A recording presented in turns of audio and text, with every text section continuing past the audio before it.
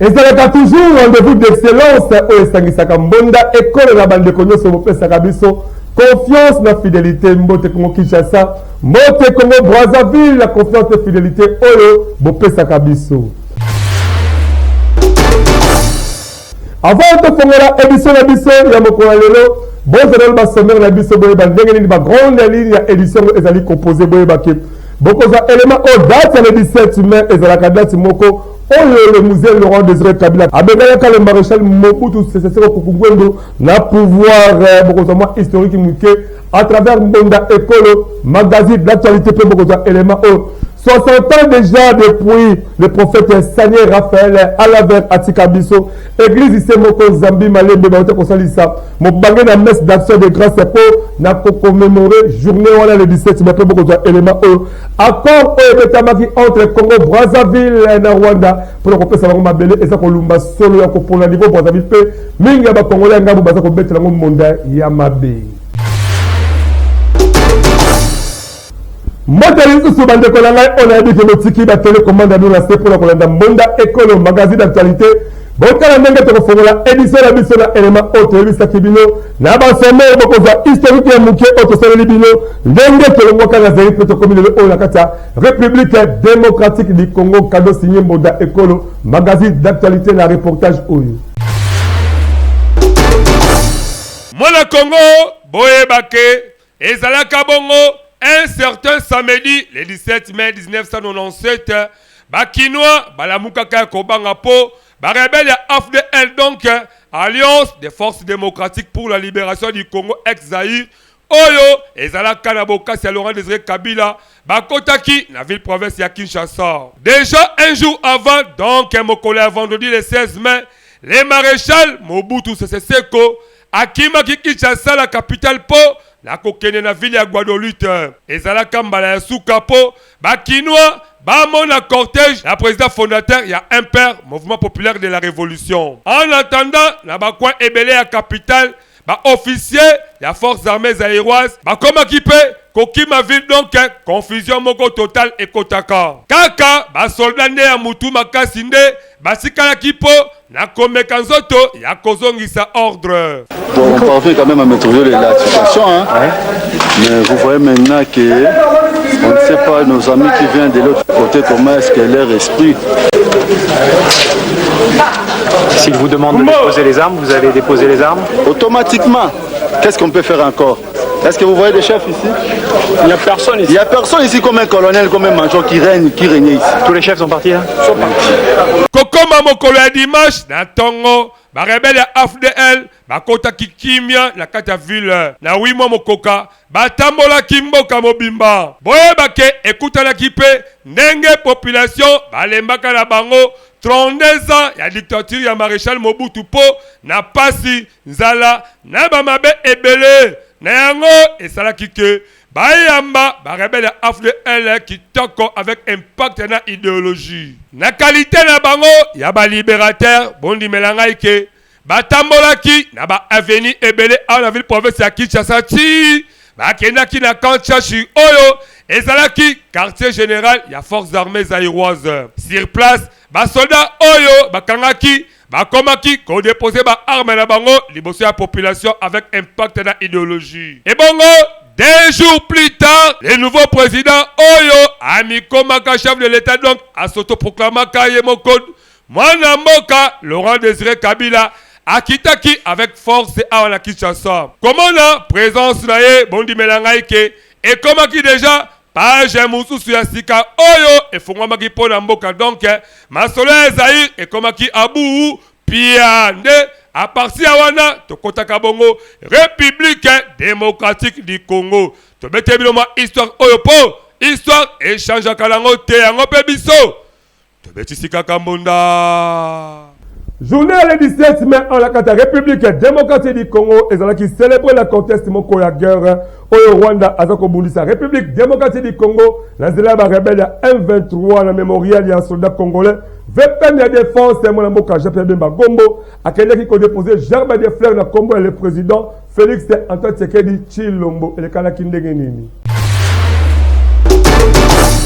Neko ya Congo bondi melanga ike depuis 2019 journée le 17 mai, awa la carte de la République démocratique du Congo, bah comment qu'on célébrer, bah militaires congolais, oyo, bah koufou na champ de bataille, na bah oyo, bah ça qu'on servi mboka, la CA drapeau. Denge kaka, et le kanaka, na bah année oyo, et le ki, boye bake, le 17 mai 2024, oyo pe, tradition, et ça qui respecte, bah FRDC, bah koutalaki, na mémorial, y a soldat congolais, oyo, Eza, la rond-point Forescom, la commune de Gombe, Awa, la ville-province de Kinshasa. Na Combo, il y a le commandant suprême de FRDC, Mwanamboka Antoine Tshisekedi Tshilombo.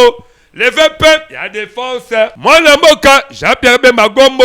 Elongo, Namokozia, état-major FRDC, Christian Chiwewe, Akendeki, qu'on déposé gerbe de fleurs, na mémorial du soldat congolais, Ndenge Kaka, Boza Komona.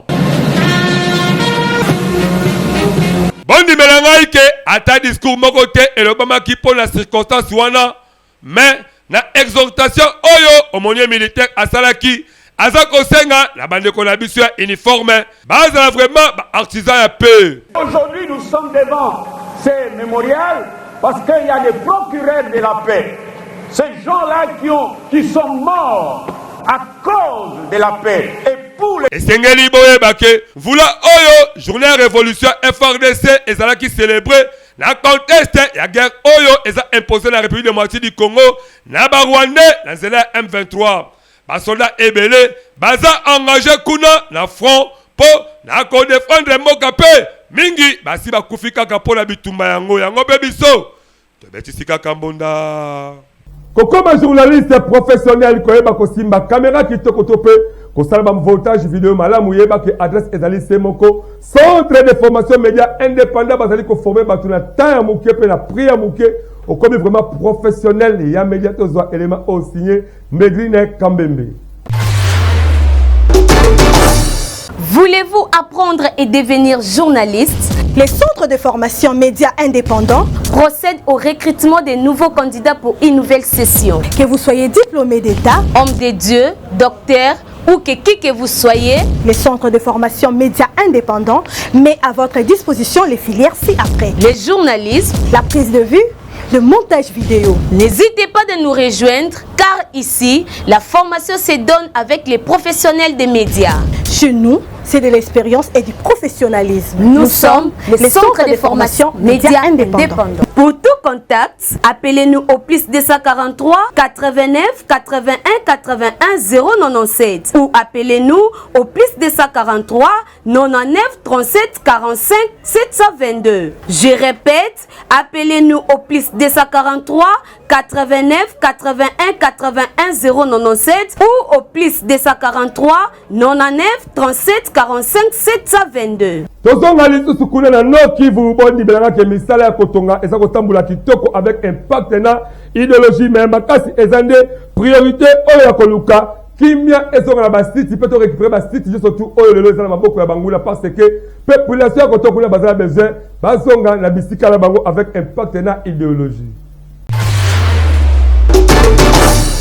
Mwana ya Congo bondi melanga ike bamvula eleki oyo batu bazalaka la Goma bayebi ndenge avenue du port oyo ezalaka la commune ya Goma ndenge ezalaka mabe makasi ba usager ya nzela wana banyokwa makamingi. Avant c'était catastrophe, traverser c'était très difficile. Mais lelo, il faut boyebake plan moko ya modernisation, na construction ezakobeta makitoko avec impact na idéologie. Projet moko ya 3 km ne ezakosale makuna. Ce n'est pas facile de construire une route pareille, mais actuellement quand nous voyons la route qui est en train d'être construite, nous sommes très réjouis. Les travaux Oyo ezalaka lancé depuis décembre 2023 pe dire nango ezabongo ya 15 mois. Les travaux évoluent très bien depuis le lancement et le démarrage effectif. Nous sommes déjà à un pourcentage de 32% d'exécution des travaux. Na espace oyo bondi melangai ke l'État congolais akani atonga wenze moko moderne na commune ya Kasirindi. Donc gouverneur militaire oyo aza kosala musala kitoko na cadre ya kotonga ndenge kaka ba mama babeteli embonda. Atuka tozato sepeli mingi kolobi ke nzambe apambola projet esalema. Aveni oyo eza kotonga makitoko ndenge kaka boza komona ba pavé oyo. Ebongo ye moko gouverneur militaire ya Nord Kivu abeta mbonda te po azwa zéro. Nous avions développé une politique de ce que j'appelle production-gestion. C'est-à-dire l'argent qui est produit par la province, nous le remettons dans les projets de développement pour matérialiser la vision du chef de l'État, commandant suprême, que lors de son élection, il avait dit qu'il va moderniser les villes et les territoires. Masolo oyo etali sécurité pe kolite contre impunité, corruption, na ba mabe ebele mwana mboka Peter Chirimwami apesi message na bandeko ya Ruchuru na ya Rubaya. Nous sommes en train de nous préparer. Donc, c'est rassurer la population que bientôt elle va rentrer chez elle. Parce qu'on ne peut pas laisser Rubaya aux mains de l'ennemi. On ne peut pas. Nous allons nous sacrifier. Nous allons donner le meilleur de nous-mêmes. Et nous savons qu'avec Dieu, nous allons réussir. Et kozala bien, mission principale ya gouverneur militaire oyo eza koluka kolonga sécurité ya ba frontière na biso ezala exécuteur kitoko po peuple ya mopazi wana azwa esengo ya kovivre yango pe biso tobetisi kaka mbonda.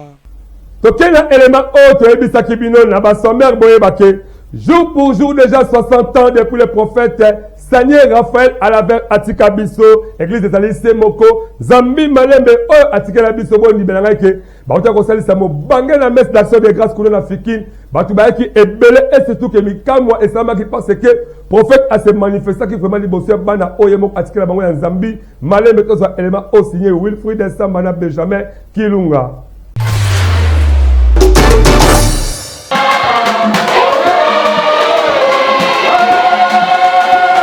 Ndeko ya Congo, bondi melangai ke jour pour jour, déjà 60 ans ici et coquille depuis les grands prophètes Sanier Raphaël Alaver atika biso.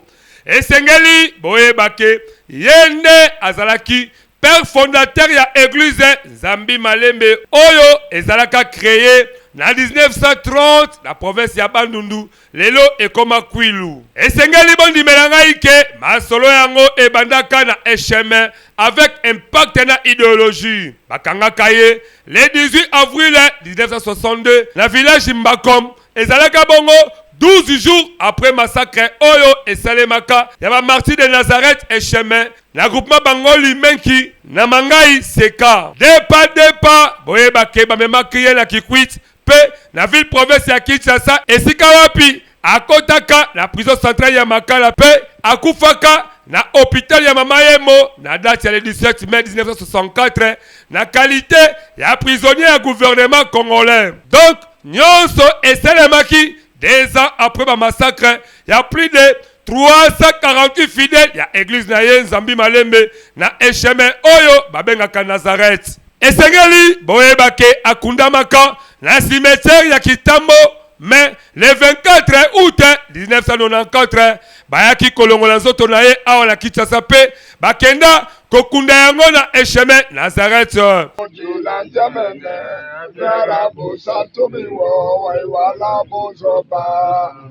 Ebongo na date le 10 novembre 2023 bayaki ko décoré en titre posthume héros national des résistants na chancellerie des ordres nationaux. Tellement que chaque le 17 mai église Semoko oyo atika Zambi Malembe bakundola kamoli monae avec impact na idéologie tout oyo na cadre de 60 ans bauta ki kosala mobange na culte d'action de grâce po na ko commémorer liwa ya prophète père fondateur ya église Zambi Malembe ENM en sigle. Nyoso esalemaki kitoko avec impact par idéologie kaka ndenge boza komona boyebake présence CP ba invité des marques ezalaki ebele po bango pe balingaki bamona kimona meso kaka ndenge tolobaka. Ebongo bango moko ba fidèle bondimela ngai ke na bilamba ya pembe ndenge kaboza komona boyebake bazalaki ebele oyo bautaki partout donc plein à craquer matin ya kitoko epesamaki kaka ndenge boza komona pe boza koyoka. Bota bambuma ebele ya malamu pamba te kuna ekozala likolo ya libanga ebongo libanga wana soki mutu otutani na kati esengeli okuka me soki libanga wana ekweleli yo okonye futuka somatila tangu bakongo na misu na biso tangu zanyela ye alobi misala na ye atiki likolo ya nini ya libanga nde balobaka libanga ilusilu itali lusilu sama injame malembe papa jiri sama injame malembe sama injame malembe osumo pemo yeki ya pewe na izubanye osumo pemo yeki ya pewe na izubanye amani kari lotiri ki ya mere kari lotiri kari lotiri ki ya mere kari lotiri na oyo etali loyembo en tout cas kuna kutu kolobate ndenge kaka boza komona ambiance moko anotere ya molimo mosantu.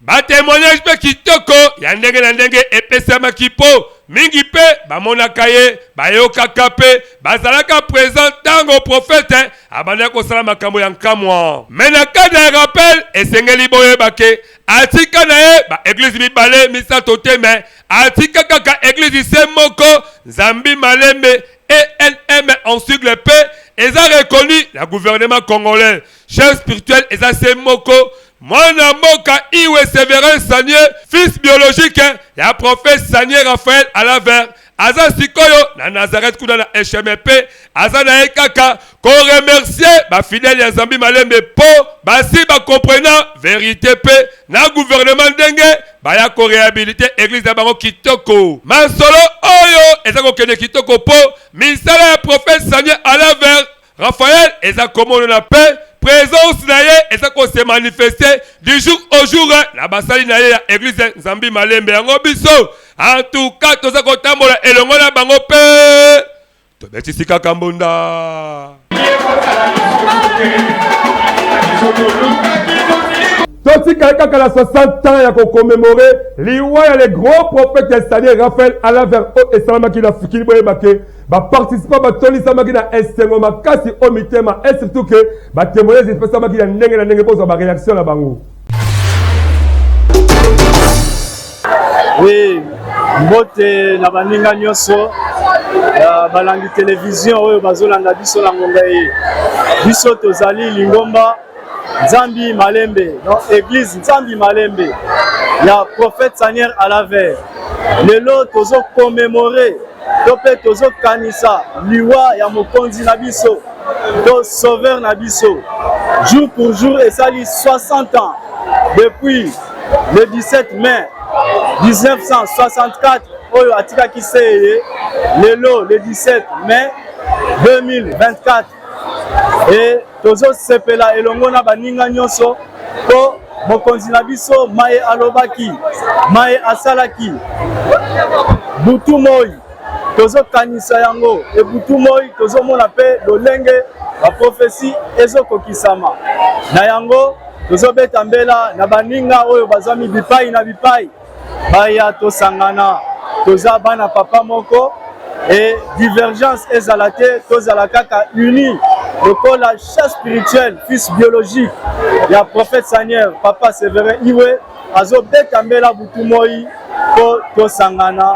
tozonga libota moko lolenge tata atikaki biso ya motema malamu ngonga ekoki baya basangana to tonga mboka mutu na mutu bisika azali oyo message yo ko toucher ye one brick oyo kozwa aya to bakisa brick ndamu na ndamu pourvu que non mboka Nazareth to tonga ngo ekene liboso esengo langa ezaki lelo na mokola lelo prophète Sanier ndenga lobaki ki ya église na ye kozonga bomoko na kombo ya Nzambe malembe tosepeli pe na koyamba ba pasteur na biso net ba pasteur babla na journal lelo ba pasteur ebele o bazalaki libanda ba yebi ke lelo ke église na biso ezongi bomoko na Nzambe malembe shibote tufaye fazi moya tuyenge nyumba ya Nazareth na Sanier mukuye muntu ashifungwe mukuye tuchange mukono na mukono tuyenge nyuma Sanier. Asante sana. Bon, esengonga na zalango journal lelo eza journée moko ya histoire ya munene ya prophète Sanier à l'affaire. Oya kufaki na date lelo le 17 mai. Et tombé bien lelo 60e anniversaire na ye. Akufaki vendredi 60e anniversaire na ye pe et tombé kaka lelo lisusu vendredi biso bana Sanier tozana esengo moko makasi na pesi bana Sanier nyonso baza na monde entier to sepela elongo na journal lelo to lembate ko pesa prière puisque ye Sanier ayoka biso Sanier aza muta désordre te Sanier aza mutu ya ordre ce que zo salele na ordre akotika biso te. Fondation Jonathan Sango bazali champion na masolo o etali vraiment kosunga pe ko salisa batu bondi belanga ke avec 500 francs congolais à pamba et ko permettre que par jour yona libotalo na fin de l'année bo se retrouver kitoko pe soki osaka ba mombongo okoza ba assistance ya ndenge na ndenge au cours ya mvula.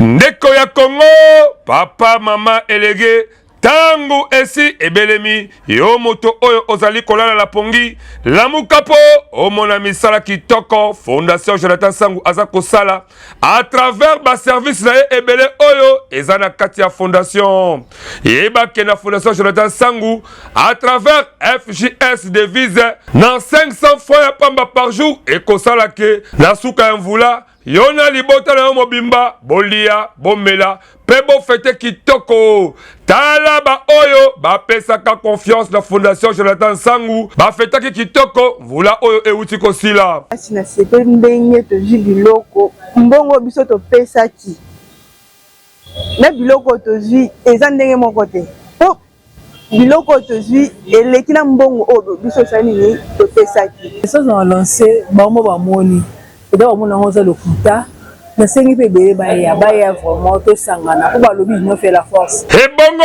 na cadre ba formation wana kutu lala na yo pongi ya ba bébé po ba formation eza ebele lokola make-up na misala ya ndenge na ndenge na oyo etali kozwa mosolo pona yo moto ya mombongo dimela ngai ke soki kaka okoti kuna nyonso ekozala pete pona yo ba mama ba papa bandeko basi pe mibali boya kokota na Fondation Jonathan Sango ko vivre na lisanga ezalaka malamu pona kozwa bango dimela ngai ndeko ya Congo benga bango kaka na ba numéro oyo pe bakoyamba yo avec impact pe na idéologie na Fondation Jonathan Sango pona nyonso ya social yeba ke oza mobimba Fondation Jonathan Sango yonde mosungi ya peuple congolais Fondation Jonathan Sango congolais andimi yo avec impact na idéologie yeba ke misala na yo emonani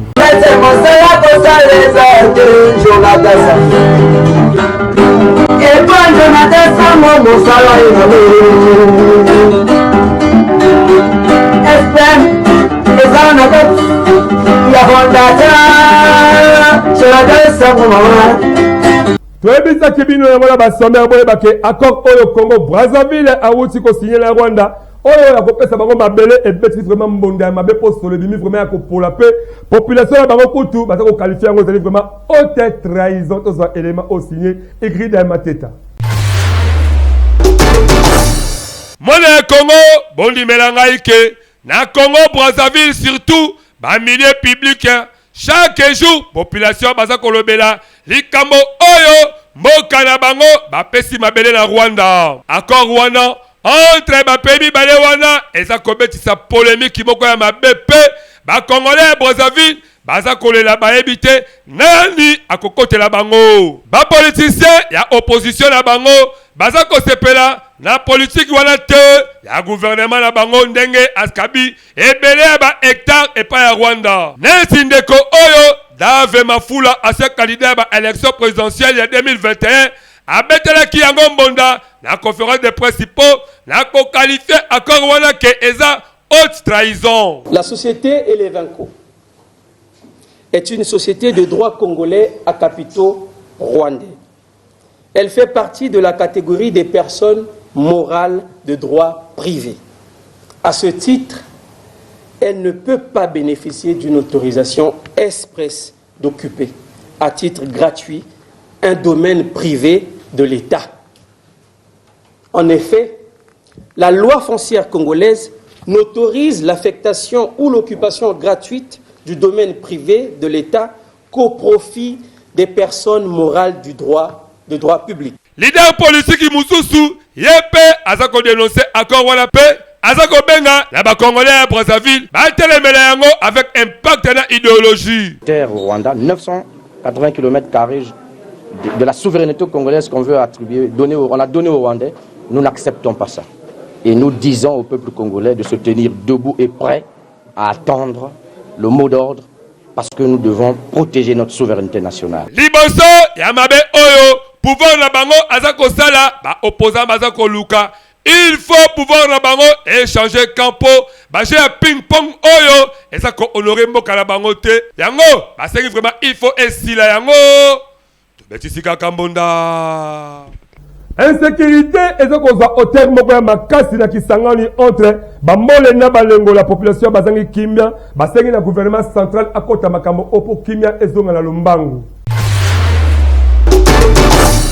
Ndeko ya Congo boye bake insécurité et komi makasi na ville ya Kisangani ba axe ya koboma batu ba extorsion méchant na ba pillage et komi trop la commune ya Lubunga entre bambole na balengola. Soki pe oke na bloc matete na commune ya Mangobo okomona ke population bakimi pe batiki banda kuna bango bino moko boyo kandenge activiste ya droit de l'homme oyo ndenge nini aza kobetisa mbonda. Nous déplorons vraiment cette situation parce que nous ne pouvons pas comprendre dans une ville comme Kisangani où nous avons la 3e zone de défense qui a son siège à Kisangani, nous avons la 31e région militaire ici à Kisangani, nous avons la police nationale congolaise qui est à Kisangani et on laisse faire des bandits, je ne sais pas, des gens qui tuent à longueur de journée nos frères et nos sœurs. Les populations de Kisangani ne savent à quel point c'est donné.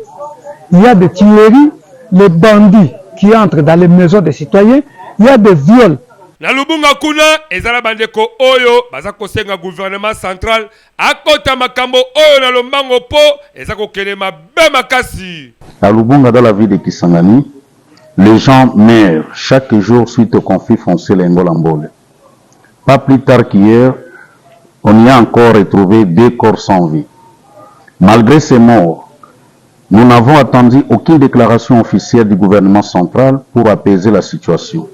Nous exhortons le gouvernement central de s'impliquer très activement pour instaurer la paix légendaire et restaurer la cohabitation harmonieuse dans la commune de Lubunga entre Mbole et Lengola. Langonga oyo esengeli boye bake bandeko ya Lubunga ya matete bazako vivre na kobanga makasi malgré moins calme oyo police nationale congolaise na FRDC bazako luka kotia kuna yango basolo oyo esengi vraiment gouvernement central akota po kimia ekota de manière que bandeko oyo ba se retrouver na paix moko durable yango pe biso tobetisika Kambonda.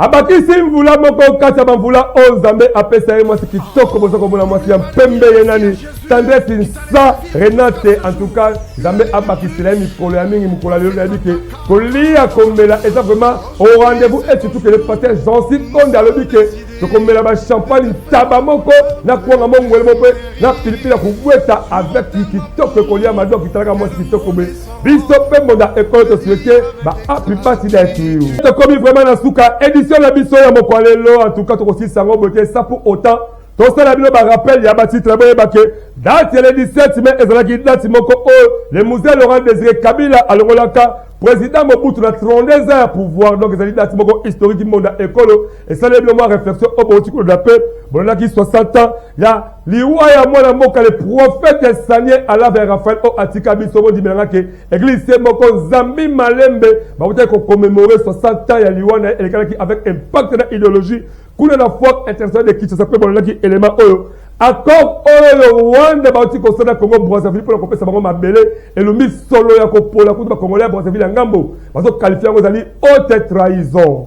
Alors net au boucler complètement journal na biso ya mokwalelo onga aladewa la présentation avec impact de la idéologie. Vous continuez toujours à s'abonner et belé la chaîne YouTube la biso Monda école officielle P. Ba activité na bino, ba moment na bino, boye la biso ko to ça va sport publicitaire moko ba primo ko oyo ezala comme concurrence. Donc il faut permettre que biso la bino mai na futa estanga pour moment la bino ezo aller vivre école à TikTok comme boye baké. Si ma caméra misala kitoko, oya réalisateur, monteur, écrit d'un maquette tanga aller de la présentation édition estimama qui épelle Jean-Cy Condé. Ba mode spécial de madame Bichette Louis maman politicienne ya makasi. Oh, est-ce que le premier ministre peut attirer Misupo, maïle todami katina ebi mapé.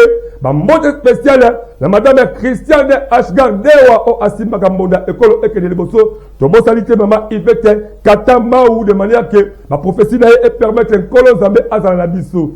Ngana bino, tokuta la prochaine masokoles azongité mais ba joyeux anniversaire. Là-bas, nous avons surtout au lelo, mon école est là pour servir avec beaucoup de professionnalisme.